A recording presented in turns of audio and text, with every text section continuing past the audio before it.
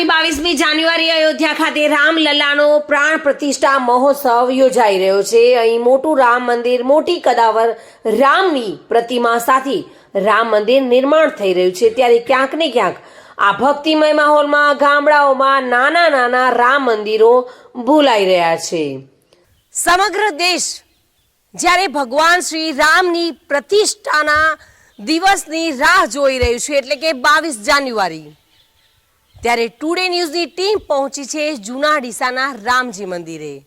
ગુજરાતીઓમાં અને ગુજરાતમાં દરેક રામના મંદિરને રામજી મંદિર તરીકે ઓળખાય છે। જૂના ડીસામાં રામજી મંદિર આવેલું છે। ભગવાન શ્રી રામની લગભગ અહીંયા 200 વર્ષ પહેલા સ્થાપના કરવામાં આવી હતી અને ત્યારે આ સમગ્ર ગામ જે હતું તેની આજુબાજુ વસ્તુ હતું અને ખૂબ જ ઘસારો રહેતો હતો। લોકોની અવરજવર રહેતી હતી, ભગવાનની ધૂન બોલાતી હતી, સવાર સાંજ મંદિરમાં ઘંટારવ ગાજતા હતા। પરંતુ જ્યારે દેશમાં ભગવાનની પ્રાણ પ્રતિષ્ઠા રંગે ચંગે થઈ રહી છે, ઘરે ઘરે કળશ જઈ રહ્યા છે, ચોખા જઈ રહ્યા છે, આમંત્રણ પત્રિકા જઈ રહી છે અને જે યાત્રાઓ નીકળી રહી છે, પરંતુ દરેક દેશના ખૂણે ખૂણે એક મોટો પ્રશ્ન ચાલી રહ્યો છે કે મંદિરોમાં અવર જવર ઓછી થઈ રહી છે, ઘસારો જોવા ઓછો મળી રહ્યો છે। એનું કારણ એક છે કે લોકો આધુનિક યુગ તરફ વળ્યા છે અને મંદિરમાં લોકોનો ઘસારો ઓછો જોવા મળે છે। એવું જ એક મંદિર છે, આજે આપણે ત્યાં પહોંચ્યા છીએ અને આ મંદિરની ઇતિહાસ સાથે અનેક વાતો જે જોડાયેલી છે તેની માહિતી જાણીશું। આ છે જૂના ડીસાના 200 વર્ષ સાથેના ઇતિહાસ ધરાવતું રામ મંદિર। આપ જોઈ રહ્યા છો પૌરાણિક સમયનું આ રામ મંદિર વિશાળકાય જગ્યામાં સ્થાપિત કરેલું છે અને આ રામ મંદિર વર્ષો પહેલાના ઇતિહાસની વાત કરીએ તો જે રીતે અહીંયાના સ્થાનિકો જણાવી રહ્યા છે, અહીંયા હજારોની સંખ્યામાં ભીડ સવાર સાંજ આરતી અને ધાર્મિક મહોત્સવમાં ભેગી થતી હતી। જો કે સમય બદલાય તેમ યુગ બદલાય તે રીતે નાના ગામડાઓમાં ત્યારબાદ અનેક નાના મોટા મંદિરો અસ્તિત્વમાં આવતા, લોકોની આસ્થા નજીકના મંદિરો તરફ વળતા હવે આપ જોઈ રહ્યા છો તસવીરમાં દેખાતું રામ મંદિર લોકોને પણ જાણે સમય બચાવવા માંગતા હોય તે રીતે નજરે પડી રહ્યું છે। લોકો નજીકના જ મંદિરોમાં પૂજા પાઠ કરી સંતોષ માની લે છે, જેથી જૂના ડીસાનું આ 200 વર્ષ ઇતિહાસ ધરાવતું રામ મંદિર હાલ તો ખાલી ખંભાસી રહ્યું છે। અહીં પૂજારી સહિત 20 થી 25 માણસો જ ભગવાન રામની નજીક ભક્તિભાવથી જોડાયેલા જોવા મળ્યા હતા। આ સ્થિતિ કેમ થઈ છે તેનો ખુલાસો ભક્તોએ કર્યો હતો। ભગવાન શ્રી રામના અક્ષત કળશ આપના ઘરે પહોંચ્યા છે અને આમંત્રણ પત્રિકા પણ પહોંચી છે, કેવો ઉત્સાહ છે? સારો છે, અમને તો ઉત્સાહ સારો છે કે એક આજે આપણા દેશની અંદર રામજી મંદિર એમ કે જે વર્ષોનો પ્રશ્ન હતો તે હલ કર્યો અને મોદી સરકાર નરેન્દ્રભાઈ આવ્યા અને જે એમને વિકાસ કર્યો એમનાથી અમને ઘણો જ આનંદ થાય છે। જી જી, આપણે જે મંદિર ખાતે ઊભા છીએ તે પણ ભગવાન શ્રી રામનું મંદિર છે। કેટલા વર્ષ જૂનું હશે? 200 વર્ષ ઉપરનું હશે પણ નીચે નહીં હોય। જી જી, હા, 200 વર્ષ ઉપર અમારા વડીલો પણ કહેતા કે મંદિર બહુ જૂનું છે। જી જી, તો હવે આપ વડીલ છો, લગભગ આપની ઉંમર 70-75 વર્ષ આસપાસ હશે। જી જી જી, તો આટલા વર્ષોથી આપ અહીંયા સ્થાનિક છો? સ્થાનિક અહીંયા જોડે જ રહીએ છીએ। તો પહેલા અને આજમાં શું ફેરફાર છે કે આ મંદિરમાં પૂજા અર્ચના ભક્તિ ભાવમાં શું ફેરફાર થયેલું છે? અમારે જાણવા પ્રમાણે કે પહેલા જૂના ડીસા ગામમાં રામજી મંદિર એક જ હતું, બરાબર। પછી એના પછી અમારે ભીખાભાઈ ભટિયાર આવ્યા, સરપંચમાં હતા, પછી ટ્રસ્ટમાં આવ્યા। એમના આવવાથી દરેક મંદિરો જે જૂના હતા એમનું બધું એલિવેશન કે સુધારા વધારા કરી અને અત્યારે એટલા બધા મંદિરોનું માહોલ ભીખાભાઈ પઢિયારના હસ્તક થયેલું, એટલે હવે ગામના મુખે હતું પહેલાં રામજી મંદિર અને હવે સમય સંજોગ જોતા પબ્લિક બધી રોડ બાજુ બજારમાં વસવા માંડી, એટલે એના હિસાબે અહીંયા પબ્લિકનો ઘસારો ઓછો થયો અને બીજા મંદિરોમાં વધારે થયો છે।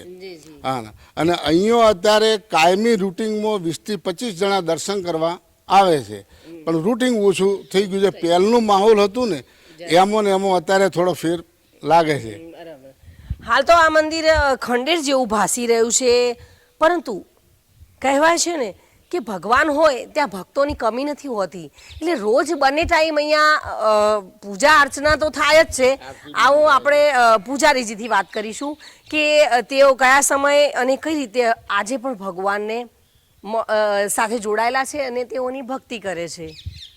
મારું નામ પૂજારી જિગ્નેશ કુમાર દોડાલાલ જોશી છે અને અહીંયા લગભગ હું 5 વર્ષથી અહીંયા રામજી મંદિરમાં સેવા પૂજા આપી રહ્યો છું.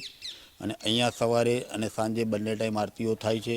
અને સવારની જે આરતીમાં જે કોઈ ભાવિ ભક્તો બહુ ઓછા હોય છે, સાંજની પણ આરતીમાં ભાવિ ભક્તો ઓછા હોય છે. પણ પહેલાં એવું કહેતા કે પહેલાં જે રામજી મંદિરનો વિકાસ હતો અને અહીંયા જે પબ્લિક આવતી હતી, પહેલાં તો એટલા બધા સાધુઓ સંતો અને અહીંયા મોટા મોટા ભંડારા થઈ રહ્યા હતા. આજે એ બધું બંધ થઈ ગયું છે. કેમ? કારણ કે પબ્લિક બધી હાઈવે તરફ પ્રયાણ કરી રહી છે અને અહીંયા ગામમાં પબ્લિક હવે એકદમ ઓછી થઈ ગઈ છે. અને હવે દરેક જગ્યાએ મંદિરો થઈ ગયા છે, એટલે પબ્લિક બધી ત્યાં જ. એટલે રામજી મંદિરનો બહુ માહોલ ઓછો છે પબ્લિકમાં. અને હિન્દુ સનાતન સમાજ આજે ખરેખર બહુ પાછો કહેવાય આપણે રામજી મંદિર, કારણ કે આપણા ઈષ્ટદેવ છે. આજે લોકો ઈષ્ટદેવને ભૂલી ગયા છે. પૂજારીજીનું કહેવું છે પોતે તો રોજે રોજ પૂજા અર્ચના કરે છે, પરંતુ લોકોનો ઘસારો ઓછો થયો છે. જી, સમગ્ર દેશ જ્યારે ઉત્સાહમાં છે, ઘરે ઘરે અક્ષત કળશ પહોંચી રહ્યા છે, ત્યારે તમે શું કહેશો કે ભગવાન શ્રી રામની અયોધ્યામાં સ્થાપના થઈ રહી છે ત્યારે લોકો ત્યાં જવા ઉત્સાહમાં છે, પરંતુ દેશના ખૂણે ખૂણે જ્યાં રામ મંદિરો છે ત્યાં ઘસારો ઓછો દેખાય છે, તેનું કારણ શું? બેન, અહીંયા હું ઘણા વર્ષથી આવું છું. જૂના ડીસાની અંદર હું માતાજીને શંકર દર્શન કરવા આવું છું. પણ જે પહેલાં અહીંયા જે પબ્લિક આવતી હતી ને એ એના આજના અંદાજે ચોથા ભાગની પબ્લિક દેખાતી નથી. પણ જે 22 તારીખે માન્ય નરેન્દ્રભાઈ અધ્યક્ષના પ્રોગ્રામ કર્યો છે, ખૂબ જોરદાર પ્રોગ્રામ કર્યો છે. હાલ દેશની પબ્લિક બધી એક બાજુ જ ખેંચાઈ રહી છે, બીજું તો બધું સારું. હાલ પબ્લિક 22 તારીખે જ રાહ જોવડાય છે. કળશ છે, પત્રિકો આવે છે, ચોખા આપ્યા છે, બધા પહોંચાડવા છે. મેં એવું સાંભળ્યું કે અહીંયા બી 22 તારીખે ખૂબ ભય પ્રોગ્રામ છે આ મંદિરમાં છે. એટલે માતાજીની કૃપા છે. લોકોને શું છે, આજનું યંગ બ્લડ તો ખરી ને, એ તો એવું માનું કે મંદિરમાં ઓછા જતા હશે, એ એટલે મોબાઈલમાં દર્શન કરે જાણે માતાજી હાજરો હાજર છે એમના માટે. પણ જે હવે જૂના વ્યક્તિ છે જે માને છે, હું ડીસાથી આવું છું, પણ મને જ્યારે બી ઈચ્છા ત્યારે હું સિદ્ધ માતા અંબિકા માતાના રામજી મંદિરના દર્શન 100% કરતો જ હોઉં છું. પણ એક મારી આત્મા એવી છે કે ઉપરના ભાવમાં સારું આપણું આ કુદરત ક્યાંક આડું રાખશે. અને મારા બચ્ચાને કેવું કે ધાર્મિકમાં અને માતાજીના મંદિરે દર્શન કરવા, અમુક સામા પગે બી દર્શન કરે, તો ભગવાન તો ઘરે બેઠા કરો તો કોણ ના પાડે, તો ભગવાન ક્યાં દેખવા આવે છે. પણ તમને એક અવતાર આપ્યો છે, એની સદબુદ્ધિ, સારું કામ કરવું. રાજ્યનું મંદિર બન્યું ખૂબ સારું બને છે, હિન્દુ પ્રજા માટે ખૂબ સારું છે, એકતા રહે છે, બરાબર. પણ આમાં રસ લેવો જોઈએ, ગ્રામજનોને લેવો જોઈએ, સ્થાનિકો બહારની આજુબાજુની ગ્રામ્ય પબ્લિક લેવી જોઈએ. એ રામજી મંદિરમાં અહીંયા ધુડાભાઈ મહારાજ સિદ્ધ માતા અંબિકા ત્યારનું હું અહીંયા દેખું છું. લગભગ 27 વર્ષથી તો મારો અનુભવ છે. એ 27 વર્ષમાં અહીંયા જે મેળા ભરાતા હતા એ આજ ચોથા ભાગમાં નથી. કૃષ્ણ કન્યા શું છે કે ગામની અંદર હવે લોકો ટાઈમ ઓછો કાઢતા હોય છે, સિટી પબ્લિકમાં ઓછો ટાઈમ કાઢતા હોય. પણ જીવનમાં લોકો એમ કહેતા ટાઈમ નથી. ટાઈમ તો આપણે કુદરત કોઈને 100 વર્ષ પૂરા કરે, મરી ગયા કે બધો ટાઈમ નીકળી જાય છે. તમારા ઘરે કોઈ બીના બની ત્યારે કેવો ટાઈમ નીકળી જાય છે.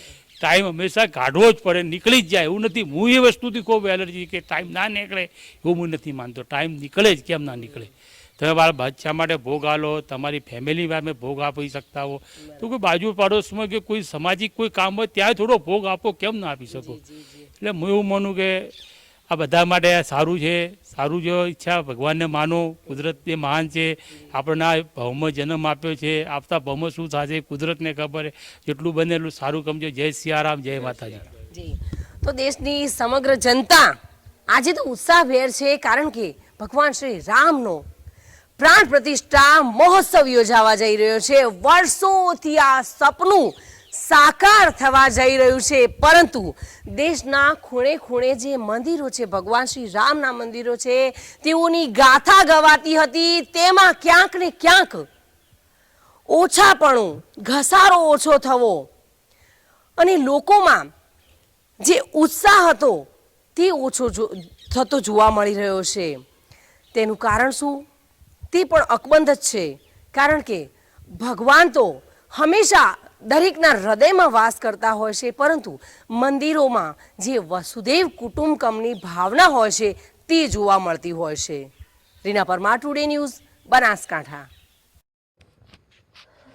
તો આપે જોયું તે રીતે આ ભક્તો પણ ઉદાસ ભાવે સ્પષ્ટ કહી રહ્યા છે કે આ મંદિરમાં આવતા ભક્તોની સંખ્યા ઘટતી જાય છે. અહીં સવાલ એ પણ થાય છે કે શું બદલાતા સમયમાં અહીં બિરાજમાન રામ ભૂલાયા છે? Reena Parmar, today news, Gujarati.